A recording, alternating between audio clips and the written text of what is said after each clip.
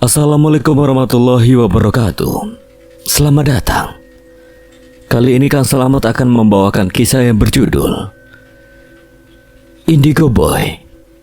Cerita ini ditulis oleh Nana Wazet. Dan sebelum kita masuk ke ceritanya, buat kalian yang belum subscribe channel ini, tekan tombol subscribe-nya terlebih dahulu dan tekan tombol notifikasinya agar kalian tidak ketinggalan romansa lainnya dari Kang Selamat. Gak usah berlama-lama lagi, langsung saja kita masuk ke ceritanya. Indigo Boy. Kamu masih marah ya? Amara duduk mendekat. Niko tak bereaksi. Ia pun masih dalam diamnya sembari menghembuskan asap rokok yang kemudian menggumpal di dalam ruang. Niko, aku harus apa? Aku janji yang tadi tidak akan terulang. Aku gak akan sakitin Levi ya. Lelaki itu masih saja diam. Akhirnya Amara memberanikan diri mencium pipi Niko. Maafin aku ya. Bukannya terlihat senang dicium pacar, Niko malah menampilkan wajah galaknya. Gue capek sama lu, Amara. Lu pikir dengan kecepatan tadi gue luluh? Jangan harap. Dapat Amara hitung, sudah 3 kali Niko membentaknya seperti ini. Dan semua itu terjadi setelah mengenal Levia. Apa benar Niko jatuh cinta pada Levia sampai-sampai ia tidak suka jika Amara menyakiti Levia? Kamu bentak aku lagi kok. Kenapa? Lu mau pergi? Silakan. Selamanya juga gue gak masalah. Ingat jati diri lo.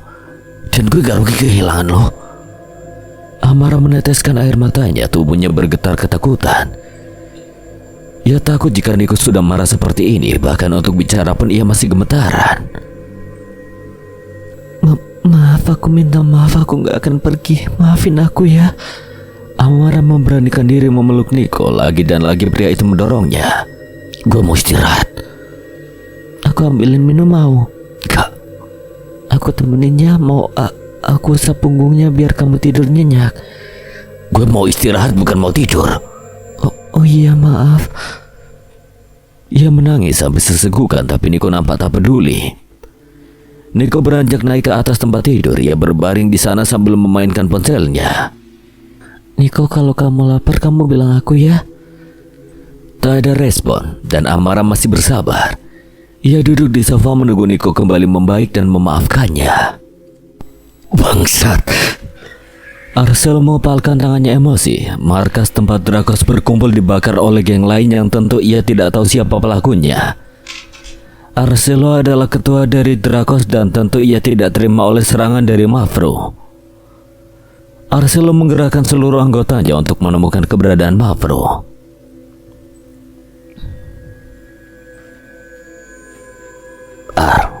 Mafro harus bayar mahal buat ini, ucap Zidan. Pria satu ini sudah resmi menjadi bagian dari Drakos. Mereka sama-sama memiliki dendam kepada Mafro. Tentu hal itu akan menambah kekuatan satu sama lain untuk menyerang geng yang Niko dirikan selama bertahun-tahun itu. Mereka semua mengendarai kendaraan masing-masing, mengambil kecepatan tinggi untuk segera menemui Mafro ke markasnya. Niko tersenyum menyeringai. Akhirnya yang ia nantikan sekarang ada di depan mata. Rama bertepuk tangan meledek. Wah, ada tamu istimewa nih. Mau pada ngopi dulu, bro? Arta ikutan meledek. Seseorang membuka helm memperlihatkan siapa dirinya. Di hadapan musuh bebuyutan yang sudah lama ia ingin hadapi, Zidan. Lelaki itu berjalan mendekati ke hadapan Niko. Udah gue duga. Rahang Niko mengeras menahan emosi. Tio berada di sampingnya. Ia meminta agar Niko tidak terbawa emosi terlebih dahulu karena emosi dapat menghancurkan segalanya. Lantas anggota Mafro yang lainnya pun terkejut dengan hadirnya Zidan pada anggota geng baru yang didirikan oleh Arcelo. Buat lu semua para pengecut, gue mau tanya, kenapa lu semua bakar markas kita, anjing? Teriak Yon. Dia adalah wakil ketua dari Drakos. Dia mendekat berhadapan dengan Yon. Mereka sama-sama wakil ketua dari geng masing-masing. Dan apa urusan lo semua nyerang Kandi lebih dulu? Kalau lo semua kekurangan duit, jangan malah orang yang salah. Yon lebih dulu memukul Tio saat hendak yang lain bertindak. Dia memberikan instruksi agar lebih bersabar dulu. Gue pikir lo udah mati. Gue gak akan mati di tangan pengecut kayak lu, brengsek. Arcelo mendekat pada Nico lalu memberikan pukulan tepat di perutnya, sementara Nico tertawa atas pukulan yang menurutnya tidak berarti apa-apa. Buat apa lu suruh anggota lu bakar markas Drakos, anjing? Buat kasih lu peringatan bahwa pengecut mainnya Baywan, bukan gerombolan. Kemudian terjadilah aksi pukul memukul. Nico melawan dua orang sekaligus, Zidane dan Arcelo, sementara yang lain saling beradu Baywan. Kalung Nico berkedip yang artinya amarah hendak menghampirinya. Amarah benar menghampiri. Bukan hanya menghampiri, ia merasuki tubuh Nico. Amarahnya memuncak. Hantu ini menampilkan emosional yang luar biasa. Amarah menghantam semua anggota Drakos sehingga dalam hitungan cepat mereka semua kalah meringis kesakitan. Tentu hal itu membuat anggota Mavro menganga tak percaya. Sekalipun mereka memang harus menang, tidak secepat kilat ini. Arcelo menatap tajam Nico. Gue bakal kembali ngacurin Mavro. Lu semua bakal habis di tangan gue. Amarah memeletkan lidahnya meledek. Gak takut gue. Lantas hal itu membuat orang di sekitar mengerenyit. Ada apa dengan Nico, pikir mereka. Drakos akhirnya pergi. Walaupun keadaannya luka-luka, tujuan Amarah merasuki tubuh Nico karena ia tahu keadaan Nico tidak stabil. Ia tidak akan bisa melawan dua orang sekaligus, sementara pikirannya tertuju pada hal lain. Levia menguasai pikirannya. Gila lu kok, keren banget tadi anjir. Jangankan Mustaqim, yang lainnya pun dibuat kicep dengan serangan yang mereka anggap Nico yang melakukannya. Kayak orang kerasukan lu tadi. Nico diam saja. Ia sejak tadi menahan rasa jengkel terhadap Amarah. Hantu itu malah duduk santai di hadapannya seolah tidak berdosa. Wadidaw. Yat, bluk, bluk, plak. Mustaqim seolah mempraktikkan seperti apa Nico menyerang seluruh anggota Drakos. Kayak orang yang kena penyakit ayan lu begitu. Di, Nora lu yo. Itu tadi jurus yang dipakai si Nico ngalahin Drakos tahu. BTW Drakos geng baru kan? Yoi, geng new tapi udah berani cari perkara sama suhu. Kok, tapi gue penasaran lo tadi berguru di mana sih? Nico mengambil kunci motornya. Ia memilih pergi daripada menjawab pertanyaan dari teman-temannya itu. Lagi pula tidak mungkin apabila Nico mengatakan sebenarnya kan? Ya kampret, kebiasaan sih bos mah. Mulut lu bau terasi kali nih. Jadi males ngobrol sama lu. Fahmi mentoyor kepala Rama kesal. Goblok, mana ada gue suka terasi. Kalau ayang Sisi sih iya, gue suka banget. Lah, lu masih ngejar-ngejar Sisi? Damar melotot kaget. Cie, sang mantan. Di najis, gue gak anggap dia mantan tau. Tapi cemburu kan, gimana kalau nanti si Fahmi beneran jadian sama Sisi? Langsung struk kali lu Dam. Kagak, jadian aja gue sama sekali gak cemburu. Memang Damar suka pura-pura begitu. Dia juga bingung dengan sikapnya yang sekarang malah tidak suka jika Sisi dekat dengan Fahmi temannya itu. Padahal waktu masih pacaran, Damar tidak sama sekali menganggap Sisi. Mungkin benar cewek yang sudah jadi mantan lebih menarik rupanya. Nico membawa Amarah ke sebuah rooftop yang ada di gedung tak terpakai. Ia mengetahui tempat ini sejak lama, dan ia seringkali datang apabila sedang merasa merindukan bundanya. Nico menatap Amarah penuh rasa emosi. Kenapa lu masuk tubuh gue?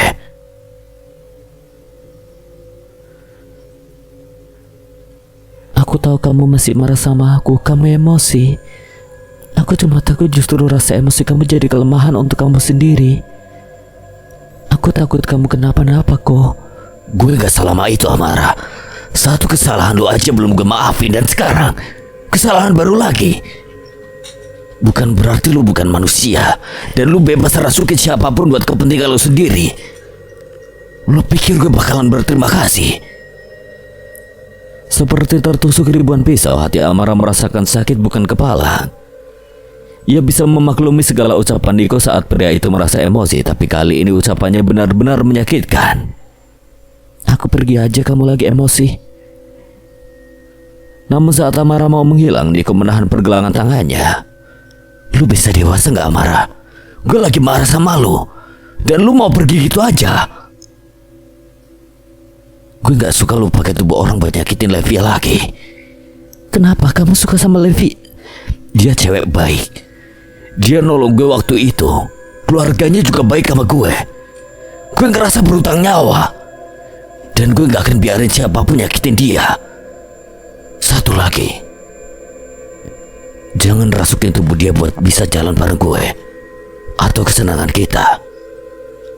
Dia berhak bahagia, Amara. Iya, aku gak akan rasukin tubuh orang lain buat nyakitin dia. Aku juga gak akan rasukin tubuh dia buat seneng-seneng sama kamu. Kamu mau kita selesaikan? Kali ini Niko menatap Amara. Ia tidak yakin dengan ucapannya sewaktu itu ia ingin selesai dengan Amara. Ia sangat mencintai Amara. Bukan itu gue. Jadi apa kamu yang pengen itu semua kan? Saya. Niko memegang kedua bahu Amara, namun gadis itu menolaknya. Lu salah paham, gue gak bermaksud kayak gitu, Ra. Kita gak akan pernah selesai. Gak akan pernah. Coba aku tanya, kamu suka sama Levi ya?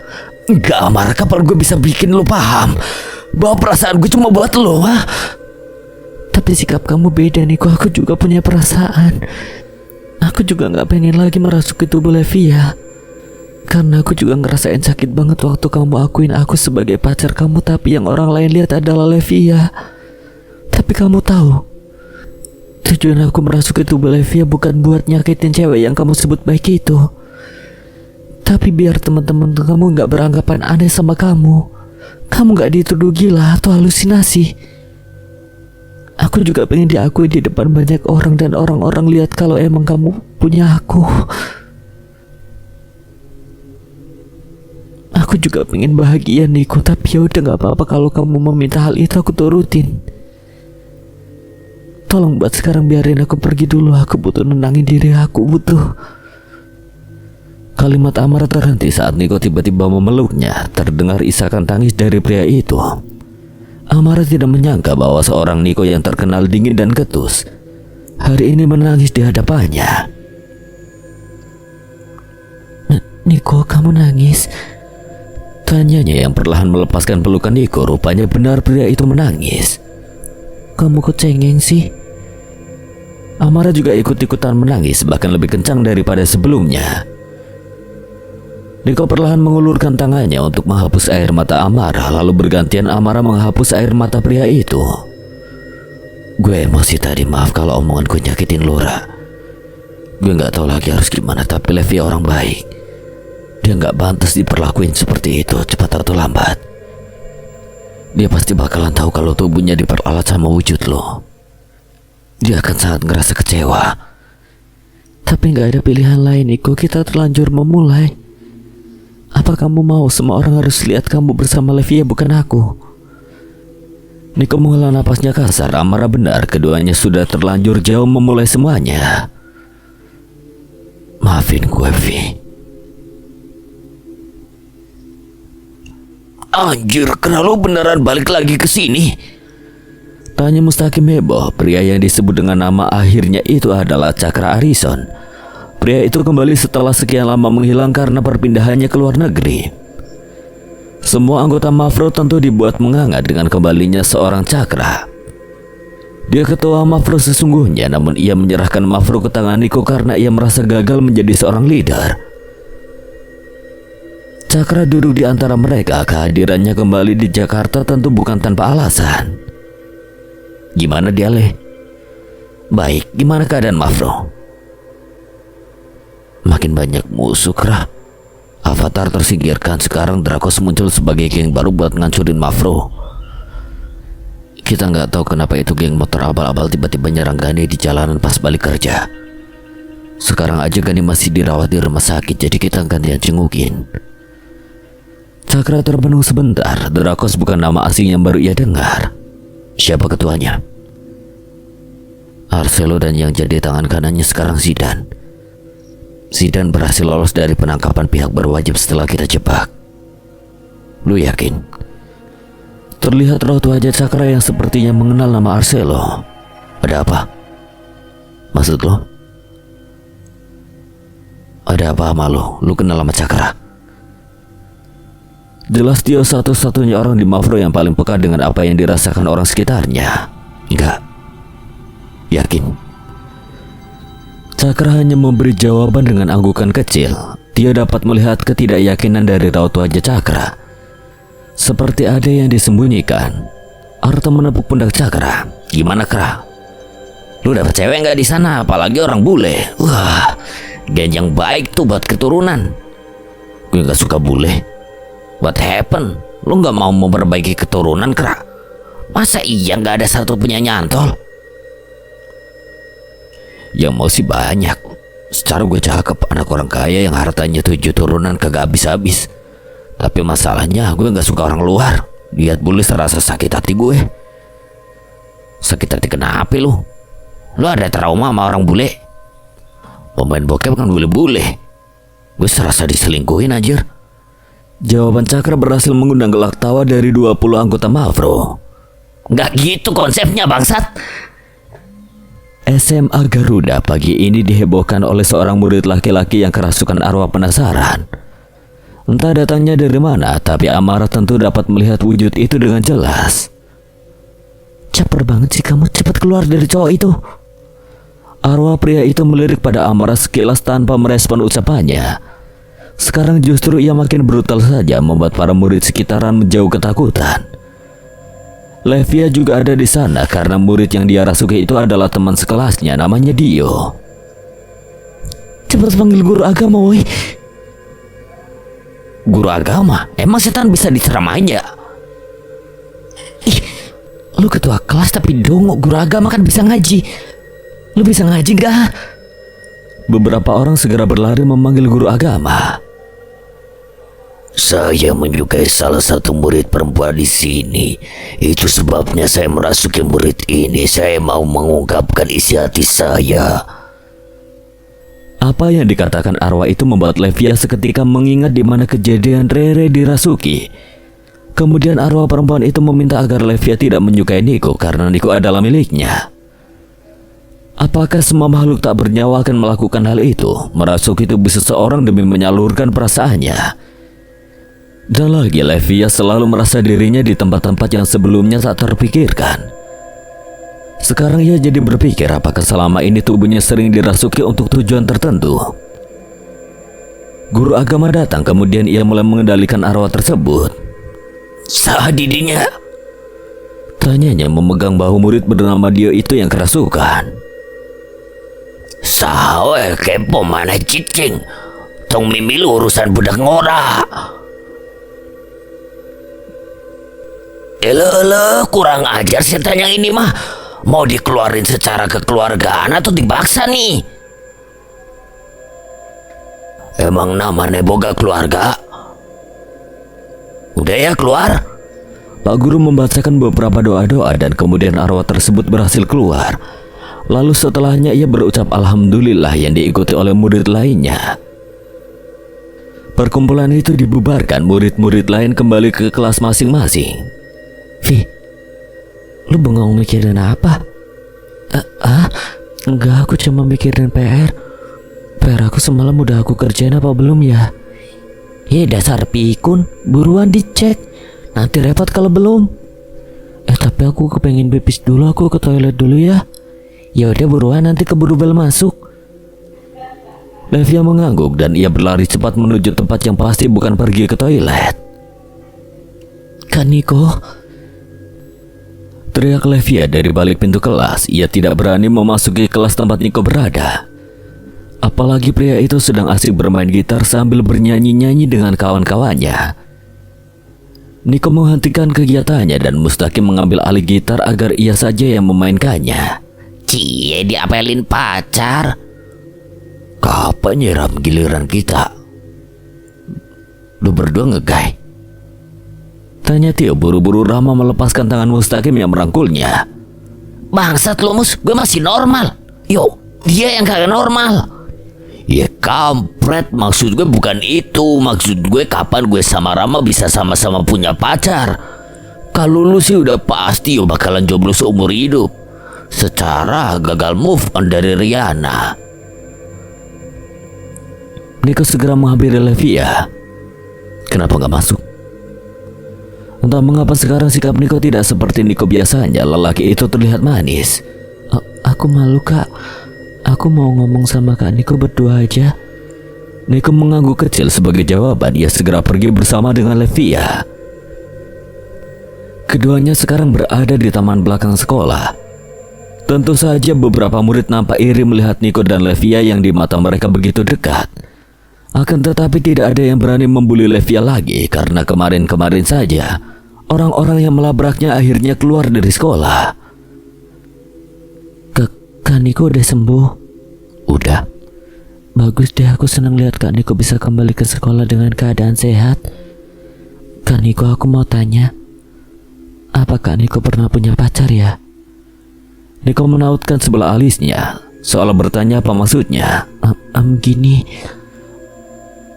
waktu Rere kerasukan kan Arwah itu bilang kalau aku gak boleh dekat sama Kak Niko karena katanya Kak Niko milik dia. Jadi aku tanya, apa benar Kak Niko pernah punya pacar, terus pacar Kak Niko meninggal dunia dan dia gentayangan hampir rasukin tubuh Rere?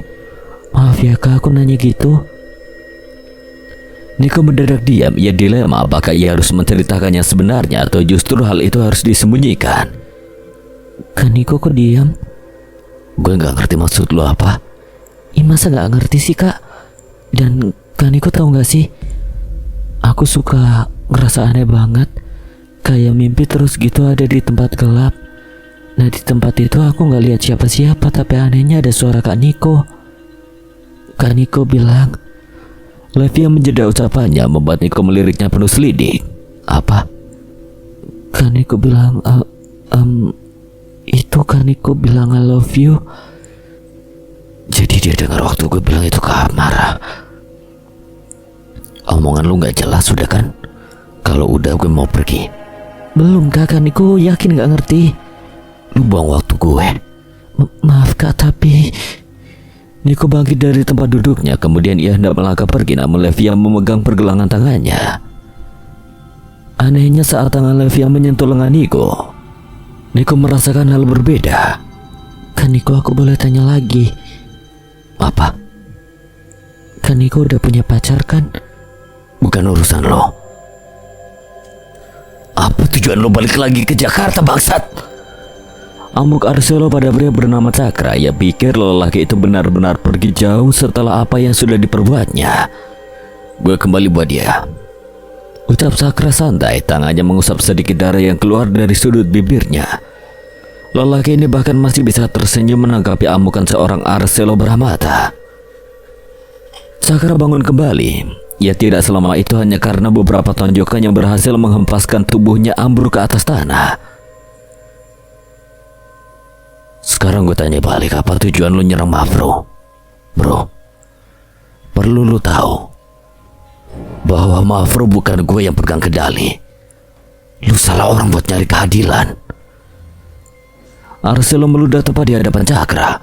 Lu pikir gue peduli? Siapapun yang megang Mavro bukan urusan gue. Yang jadi urusan gue Mavro hancur. Urusan lu sama gue, Mavro gak ada sangkut pautnya. Drakos bukan geng motor yang baru menetas. Drakos sudah ada sejak lama. Namun keberadaannya tidak begitu dikenal di wilayah Jakarta karena Drakos didirikan di tempat lain. Arcelo meminta seluruh anggotanya untuk berpindah ke Jakarta karena selain adik perempuannya yang dirawat di kota ini, ia juga mau membalaskan dendam pada Cakra yang ia pikir masih menjadi ketua. Alasan Cakra berpindah luar negeri bukan karena ia tidak bertanggung jawab atas apa yang menimpa pada gadis yang tidak lain adalah mantan kekasihnya. Gadis itu adalah adiknya Arcelo. Cakra pergi ke luar negeri karena Arcelo membohonginya dengan mengatakan bahwa gadis itu dirawat di LA. Tentu dengan secepat kilat Cakra memutuskan pergi ke sana saat tahu bahwa semua ini hanyalah kebohongan Arcelo.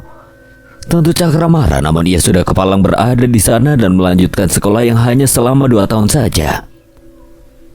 Lu dengar baik-baik, hati gue gak betul lo. Dia bakalan bangun dari komanya dan gak akan cari lo. Lu harus ingat sama apa yang udah lo lakuin sama dia. Dan lu harus bayar mahal itu. Tekan Arcelo penuh dendam. Ia segera pergi tanpa mengatakan apapun lagi setelahnya. Cakra meremas tubuhnya frustasi. Wah, bangsat, lu emang brengsek Cakra. Lu udah bikin dia menderita. Niko, kenapa kamu ajak aku ke rumah sakit? Ikut aja. Amara mengangguk pelan. Ia mengikuti Niko sampai pada sebuah ruangan yang di sana terdapat seorang pria terbaring lemah dengan banyak selang infus di tubuhnya. Dia siapa?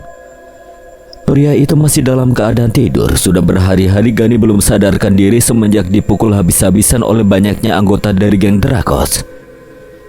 Mereka menyerang Gani bersamaan sampai membuat Gani seperti sekarang. Niko duduk di tempat yang tersedia. Bangunkan. Gue janji bakal balas semua ini.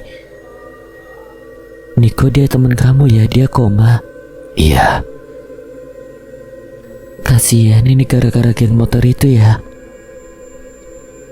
Aku berdoa semoga teman kamu cepat kembali membaik, Niko. Niko hanya mengangguk saja. Tentu saja Niko juga mengharapkan hal yang seperti Amara inginkan. Melihat Gani kembali membaik dan segera pulih. Suster memasuki ruangan. Ia mengganti cairan infusan. Sus, kapan teman saya bangun? Maaf kak, saya nggak tahu karena saya bukan Tuhan. Berdoa aja kak, semoga teman kakak segera siuman. Apa kemungkinannya kecil bahwa dia kembali sadar, Sus? Kembali lagi, saya bukan Tuhan dan saya bukan dokter yang mengetahui kondisi pasien. Saya hanya bertugas sesuai profesi saya. Kalau gitu saya permisi ya. Suster itu pergi membawa infus bekas yang sudah ia ganti dengan yang baru. Tak bisa lagi Niko menahan tangisnya. Bulir air mata jatuh membasahi pipi. Lelaki ini menangis namun di dalam dirinya tersirat api kemarahannya menggebu-gebu. Gue pastiin Drakos hancur di tangan gue. Amara bergidik ngeri. Melihat Niko semarah itu membuatnya ketakutan. Niko yang menyadari keberadaan Amara, ia lantas menarik tangan Amara menuju sofa. Ia membiarkan Amara duduk di atas pangkuannya. Kenapa? Kenapa apanya? Aku nggak ngerti. Kenapa kayak yang takut?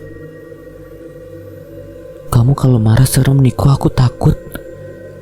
Niko memeringkan wajahnya menatap Amara lekat. Lalu perlahan bibirnya mendekat dan pada akhirnya menempel tepat di bibir Amara. Amara pikir pria itu hanya menciumnya sebentar, tapi rupanya Niko malah melumat habis bibir bawahnya. Niko semakin brutal. Ia menarik tengkuk Amara dan terus mencumbui bibir Amara seolah ia benar tergila-gila dengan bibir bakteri milik Amara. Apa? Hantu sama manusia bisa berhubungan seksual nggak? Mata Amara melotot kaget. Ia segera bergerak menjauh dari Niko. Jangan gila kamu, Niko. Gelak tawa terdengar memenuhi ruangan, membuat Amara mengernyit bingung. Sepertinya Niko benar-benar sudah tidak waras, pikirnya. Sini sayang. Niko meminta Amara duduk kembali di atas pangkuannya. Enggak, kamu nanti berbuat yang aneh-aneh. Aku gak mau. Enggak, gue bercanda tadi. Beneran? Amara berjalan ragu. Ia kemudian kembali duduk di atas pangkuan Niko. Pertanyaan kamu tadi serem banget. Kamu kayak mau perkosa aku. Mana suara kamu begitu banget. Jangan gitu lagi ya, aku takut. Niko menyelipkan rambut panjang Amara ke belakang telinganya. Iya sayang. Melihat senyum Niko terbit dari bibirnya, membuat Amara benar-benar tidak bisa menahan gejolak gemasnya. Ih Niko, jangan senyum. Sakit, Ra. Ringisnya kesakitan saat Amara menggigit tangan Niko greget. Abisnya kamu imut banget kalau senyum. Aku gak bisa di sini terus. Aku mau meleleh rasanya. Detik kemudian Amara menghilang. Niko menggelengkan kepala seolah terkekeh dengan kelakuan gadis cantiknya itu. Ra, kalau aja lu manusia udah gue buntingin kali tadi. Sialan. Amara tidak pergi dari rumah sakit. Ia berkeliling rumah sakit. Kemudian memasuki sebuah ruang rawat inap yang di dalamnya tidak terdapat siapapun yang menemani. Kasian banget sendirian di sini. Mau ketemenin. Miris banget nasib kamu Amara terbaring koma selama berbulan-bulan. Sementara gak ada yang peduliin selain Bang Arsel. Amara sedang memperhatikan seorang pria yang sedang bermabuk-mabukan. Pria itu juga merangkul kedua wanita sekaligus di kiri dan kanannya. Ini pertama kalinya Amara memasuki klub walaupun dirinya tak dilihat oleh orang-orang. Arcelo Damalwintara, pria itulah yang sekarang Amara lihat. Pria yang notabene sebagai kakak laki-lakinya, pria yang tiap hari datang ke rumah sakit untuk melihat keadaan Amara sekalipun dalam keadaan mabuk. Ia emang suka bermabukan, tapi ia tidak separah seperti sekarang sampai bermain wanita. Aku sedih lihat abang, tapi aku bisa apa? Aku udah berusaha masuk ke raga aku lagi tapi belum bisa. Atau memang aku gak akan bisa? Amara melirik sekitar yang mencari target untuk ia rasuki. Ia ingin memperingatkan kakak laki-lakinya itu jangan sampai salah mengambil langkah. Ia tahu bahwa apapun yang dilakukan oleh Arcelo tidak akan bisa dihentikan, tapi ia akan mencoba. Seorang wanita cantik dengan penampilannya tidak sama dengan wanita lainnya. Wanita ini kelihatannya hanya bekerja saja. Tak lebih daripada itu, Amara tidak salah merasuki tubuhnya. Ia merasakan aura positif sama seperti saat merasuki tubuh Levia. Amara dengan cepat menarik pergelangan tangan Arcelo dan membawanya keluar. Kamu udah mabuk banyak, jangan berani mabuk-mabukan lagi. Kamu tahu bahaya apa nanti yang menimpa kamu saat kamu mabuk? Kamu bisa kecelakaan. Aku peringatin, jangan masuk tempat haram itu lagi dan jangan coba-coba dengan wanita. Kamu bisa hancur. Dahi Arcelo mengernyit bingung. Ada apa dengan gadis di hadapannya itu? Sudah gila kah? Dengan setengah kesadaran, Arcelo menarik wanita di hadapannya lalu berbisik. Nama lo Mama Dede. Amara melotot kesal dan ia mentoyor kepala abangnya. Aku gak kenal siapa orang yang kamu maksud. Pokoknya jangan mabuk-mabukan lagi. Lelaki itu sekarang malah senyum-senyum tidak jelas. Ceramah mulu kayak Mama Dede. Walaupun gue Kristen, tapi gue suka lihat dia di TV. Lu imut juga ya, mana perhatian lagi. Dapat Amara simpulkan Arcelo menyukai wanita yang sekarang Amara rasuki tubuhnya. Ia segera keluar dari tubuh si wanita sebelum urusannya jadi panjang. Kepala wanita itu terasa berdenyut nyeri. Gue kenapa di sini? Nanya sama gue. Lu siapa? Arcelo Damalwintara. Jawabnya santai sambil terus tak berhenti tersenyum menatap wanita itu. Kenapa gue ada di sini? Lah mana gue tahu, tapi thanks ya atas perhatian lu tadi. Walaupun lu tiba-tiba amnesia gini, tapi gue yakin lu sebenarnya lagi caper sekarang. Gue nggak tahu nama lu siapa dan gak pengen tahu, tapi kalau jodoh kita ketemu lagi ya. See you. Dengan segera Arcelo pergi. Ia hendak menuju parkiran untuk mengambil mobilnya dan bergegas pergi. Amara tersenyum tenang. Makasih ya udah bikin abang aku sekarang pulang. Gumam Amara walaupun tidak dapat wanita itu dengar. Ditambah kelihatannya wanita itu masih seperti orang bodoh yang kebingungan sendiri atas ucapan Arcelo. Kepala Niko berdenyut nyeri. Ia dapat melihat samar-samar apa yang ada dalam penglihatannya. Seorang gadis yang terlihat frustasi atas keadaannya. Ia mengendarai mobil kemudian menabrakkan diri dengan sengaja pada mobil lain yang ada di depan mata. Bukan hanya mobil miliknya yang hancur, tapi gadis itu terpental masuk ke jurang dan ditemukan oleh warga sekitar dalam keadaan tidak sadarkan diri. Penuh luka-luka dilarikan ke rumah sakit, lalu dokter menyatakan bahwa keadaannya kritis. Gadis itu mengalami koma. Setelah itu Niko kembali pada kesadarannya. Kali ini siapa? Ia tidak bisa melihat dengan jelas wajah gadis itu. Apa ada hubungannya sama gue? Saat sedang berpikir, Amara datang tiba-tiba dan duduk di samping Niko, menatap pria itu penuh selidik. Kamu kenapa, Niko? Apa yang lagi kamu pikirin? Niko menggeleng. Ia kemudian menatap Amara balik dan detik berikutnya memeluk Amara tiba-tiba. Kamu aneh ya, kok suka banget meluk tiba-tiba gini. Bikin aku kaget, takut kamu kenapa-napa. Niko mengecup pipi Amara singkat. Lu sayang gak sama gue? Amara mengangguk cepat. Gue harap saat waktunya tiba di mana lo ninggalin gue. Gue udah siap akan hal itu, dan gak sesakit yang gue bayangin sekarang. Niko menatap wajah Amara lekat, membuat Amara menautkan alisnya bingung. Kenapa? Apa? Kenapa kamu natap aku kayak gitu? Niko, kamu punya pikiran jorok ya, mau macam-macamin aku ya? Enggak. Terus kenapa kamu natap aku begitu banget? Gue cuma bingung, baru kali ini gue lihat hantu secantik lu. Yang sering gue lihat mukanya hancur semua, tapi lu beda. Amara seketika terdiam, ia sendiri bingung. Apakah sepenuhnya ia menjadi hantu atau justru sebenarnya ia masih memiliki kesempatan hidup? Niko, kamu udah makan? Dari tadi kamu ngejagain teman kamu terus, tapi aku nggak lihat kamu makan. Belum. Makan, kamu keluar cari makan, Gi. Nanti suapin. Iya, nanti aku suapin. Niko seketika bersemangat. Ia langsung keluar ruangan hendak mencari makanan di kantin. Jujur, ia memang sudah sangat lapar sejak tadi, tapi ia menunggu Amara untuk bisa disuapi. Sekaligus lebih menambah stamina jika bersama Amara. Niko bahagia bersama Amara. Ia tidak peduli siapa Amara dan siapa dirinya.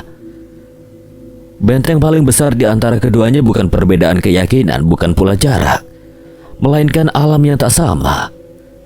Akan tetapi Niko selalu menepis hal itu. Ia berharap saat waktu itu tiba ia tidak akan merasakan sakit yang luar biasa. Selesai menyuapi Niko, Amara kembali duduk di atas sofa. Ia suka sekali iseng melihat Niko bermain game di ponselnya. Sebenarnya Niko bukan pria yang suka ngegame, tapi karena gabut ia terpaksa memainkan game yang ada di ponselnya. Pintu ruangan dibuka oleh seseorang, dan saat orang itu masuk, Niko dibuat terkejut dengan siapa yang datang. Amara, dia juga dibuat menganga tak percaya. Ngapain lu liatin gue kayak mau nelen gue kok? Dia adalah Cakra Harrison, pria yang sejak lama ditunggu-tunggu kehadirannya oleh Niko dan Mafro tentunya. Bangsat, kemana aja lu? Niko memeluk Cakra ala-ala pelukan cowok, sementara Amara mematung di tempat. Mengapa bisa pria brengsek itu ada di kota ini? Bukankah sudah jelas ia pergi tanpa alasan? Dan bahkan tidak sama sekali mau melihat keadaan Amara yang terbaring lemah di rumah sakit dalam keadaan koma. Sekarang untuk apa pria itu kembali setelah menyakitinya berulang kali, mendapatkan maaf berkali-kali dan mengulanginya lagi sampai akhirnya Amara menyerah? Amara menghilang begitu saja. Ia tidak ingin Niko menyadari perubahan wajahnya saat melihat Cakra. Niko tidak boleh tahu apa yang sebenarnya terjadi. Gimana dia, Leh? Baiklah gue, lu sendiri. Seperti yang lu lihat sekarang.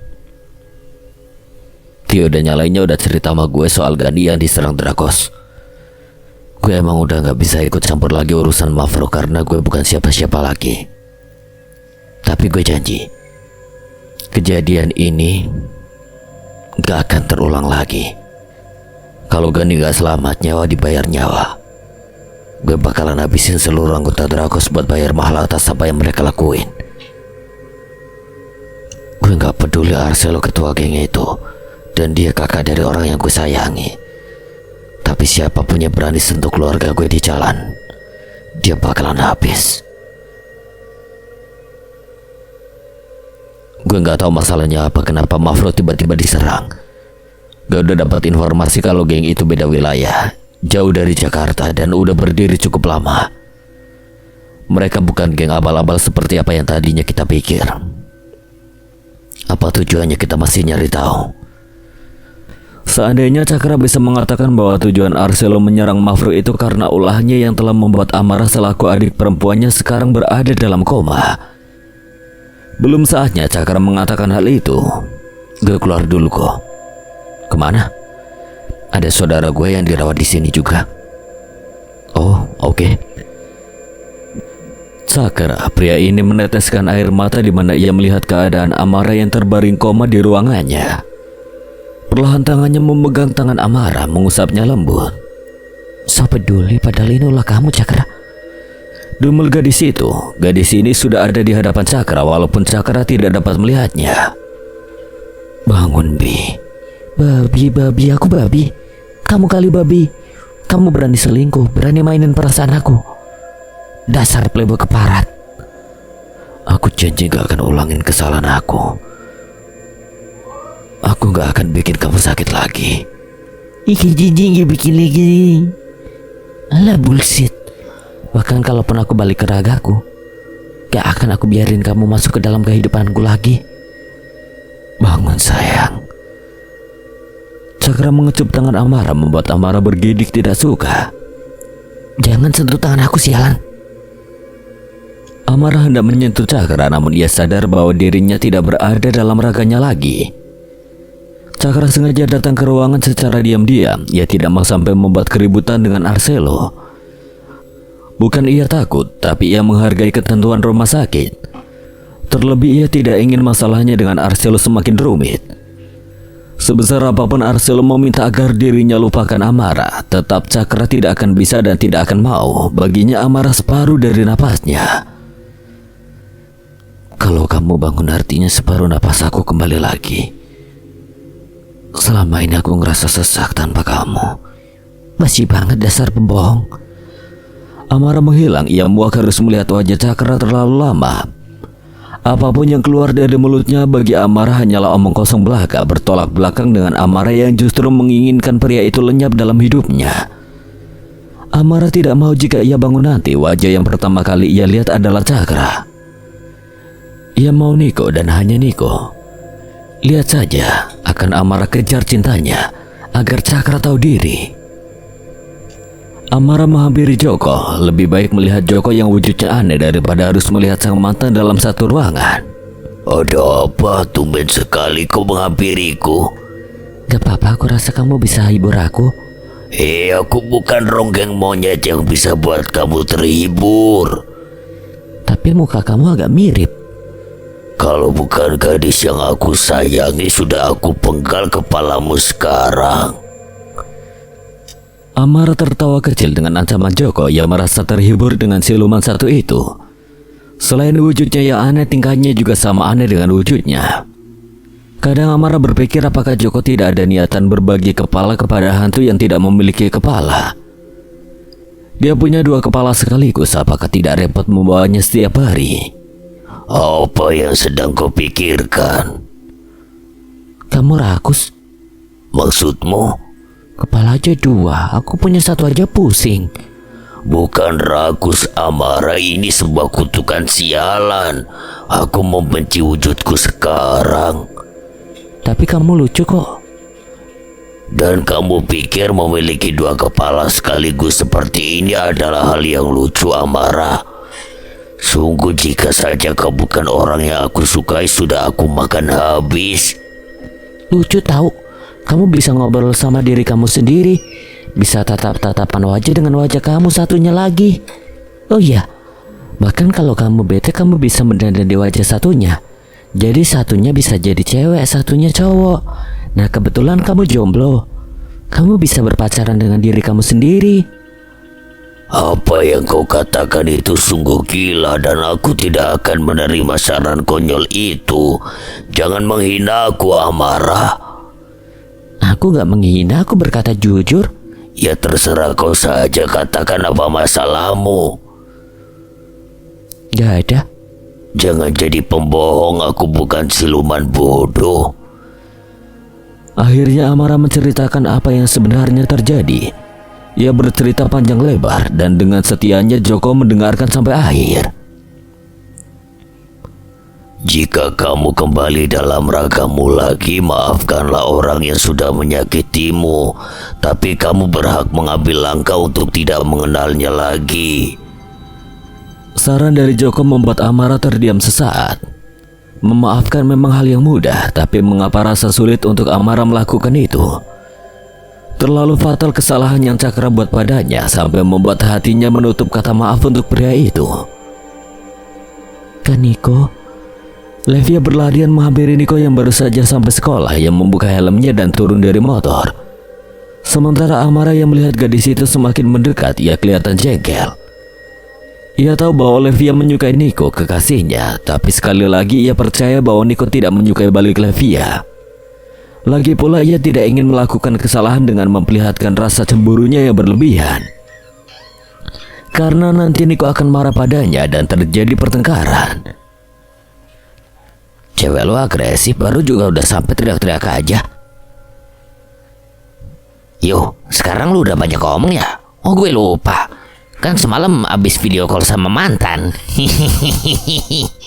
Wah, yang bener Ram. Bawa-bawa CLBK dong. Bacot lo.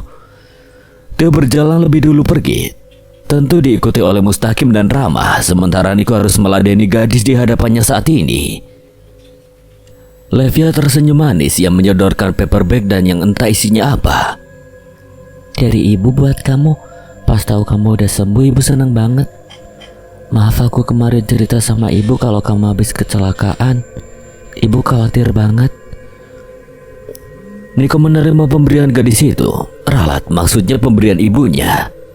Thanks. Nico hendak pergi, namun Levia masih juga memanggilnya, bukan apa-apa. Masalahnya Nico memperhatikan raut wajah Amara yang kelihatan kesal. Ia takut jika hantu di sampingnya itu berbuat di luar batas lagi. Kak Niko, maaf kalau aku lancang, tapi aku suka sama Kak Niko. Nico terkejut dengan pernyataan itu.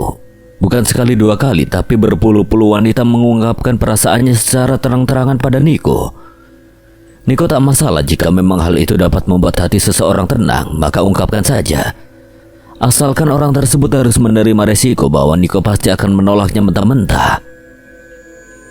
Kak Niko, aku cuma ungkapin aja perasaan aku. Kak Niko jangan marah ya. Kata Rere perasaan suka nggak boleh dipendam, nanti jadi penyakit. Masa aku udah miskin ditambah lagi penyakitan sih? Nanti Kak Niko ilfil sama aku. Sekali lagi maaf kalau gitu, aku permisi. Amara mengepalkan tangannya emosi, namun mendapat tatapan maut dari Nico, ia terpaksa menahan emosinya. Nico membiarkan Levia pergi berlalu, lagi pula ia tidak memiliki perasaan apapun terhadap gadis itu. Hanya ada rasa tidak tega sekaligus berutang budi. Apa yang ada dalam bingkisan itu? Aku mau lihat. Nanti. Kamu kenapa nerima? Jangan mulai. Seketika Amara diam. Nico memang tidak bisa ditebak. Kadang-kadang pria itu bersikap manis, kadang pula cuek bebek. Di kantin Nico nampak asik berkumpul dengan teman-temannya. Ia bahkan belum sempat mengetahui apa yang diberikan ibunya Levia untuknya. Gue dengar-dengar si Cakra bakalan sekolah di sini. Serius? Gila, bakal makin seru nih. Walaupun dia udah bukan lagi bagian Mafro, dia tetap sahabat kita. Setuju banget sih. Lo berdua gimana? Rama melirik pada Nico dan Tio. Kedua es batu itu hanya mengangguk sebagai jawaban. Diam bukan berarti keduanya tidak suka dengan kehadiran Cakra, tapi mereka punya cara sendiri untuk mengekspresikan rasa senang masing-masing. Lagi pula watak keduanya, Nico dan Tio, itu memang datar, jadi tidak aneh untuk Mustaqim dan Rama. Nico melirik Amara yang sejak tadi diam saja. Tumben sekali pikirnya. Biasanya hantu itu kepo siapa teman-teman Nico dan apapun pasti dipertanyakan. Tapi kali ini mengapa terlihat tegang sekali dari ekspresinya? Kepala Nico berdenyut sakit, penglihatannya mulai mempertontonkan sesuatu.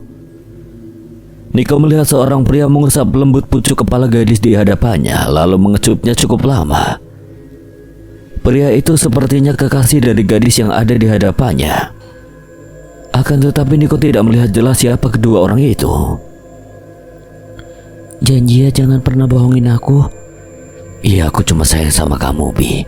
Gak ada yang lain. Tadi kamu salah paham. Aku minta nomor HP dia buat temen aku. Tapi karena dia gak pede mintanya, jadi lewat aku. Kamu percaya kan? Aku selalu percaya sama kamu, Cakra. Mendengar nama yang disebut gadis itu, tentu saja Nico terkejut. Cakra? Jika itu Cakra, lalu siapa gadis di hadapannya tadi? Kekasihnya, tapi siapa? Entah mengapa Nico merasa bahwa ia mengenal suara gadis itu walaupun samar. Gak mungkin Amara. Kok Apa rencana lu setelah ini? Tanya Tio melihat Niko yang diam saja melamun, maka Tio menepuk pundak Niko. Hah? Refleks Niko sedikit terkejut. Apa rencana selanjutnya buat Drakos? Lo lagi mikirin apa? Berantem lagi sama cewek lo? Nanti malam gue bakal temuin Arsil lo. Gue udah dapat informasi alamat rumahnya. Amara melirik Niko yang nampak kelihatan panik sendiri. Jelas raut wajah dari Amara membuat Niko bingung kenapa kekasihnya itu seperti sedang mencemaskan sesuatu. Lu mau apa kok? Lu semua pasti tahu lah. Ya, orang di sekitar yang mengenal Niko pasti akan tahu watak pria itu bagaimana. Ia bahkan bisa lebih kejam daripada iblis apabila seseorang yang berbuat masalah dengannya semakin menjadi-jadi. Ingat, jangan kebawa emosi. Tio memperingatkan. Niko hanya mengangguk pelan saja sebagai jawaban. Padahal aslinya ia sudah sangat dikabut terasa emosi dan ingin langsung menghantam pria bernama Arcelo itu. Cowok pecundang itu telah membuat Gani celaka dan bahkan sampai detik ini belum sadarkan diri. Urusan Zidane sudah menjadi urusan Cakra. Pria itu sudah mengambil keputusan bahwa Zidane akan dihabisi di tangannya. Baginya Zidane bukan lawan yang cocok untuknya, terlalu rendah. Tapi jika ia yang melawan Arcelo, maka situasi akan semakin rumit. Sekarang Amara terlihat sangat was-was bagaimana jika Arcelo membawa Niko ke rumah sakit, lalu kemudian memperlihatkan dirinya yang terbaring. Bukan apa-apa, ia belum siap Niko mengetahui latar belakangnya. Buset, lu punya Facebook, Mus? Keren juga nama lu di Facebook, ucap Fahmi diiringi dengan tawa meledek. Bagaimana tidak tertawa, nama di akun Facebook Mustaqim sangatlah unik. Mus Imut si Gembala. Lantas hal itu membuat para anggota geng Mafro tertawa terbahak-bahak. Mustaqim melototi Fahmi kesal. Itu Facebook lama anjing. Nama Facebook gue yang baru gak salah itu. Lu punya Facebook aja udah dicap alay, Mus. Hei para koncol, gue punya Facebook gunanya buat COD, jual beli dan lain-lain. Mustaqim mengambil kembali ponselnya yang dipegang oleh Fahmi. Dasar kepo.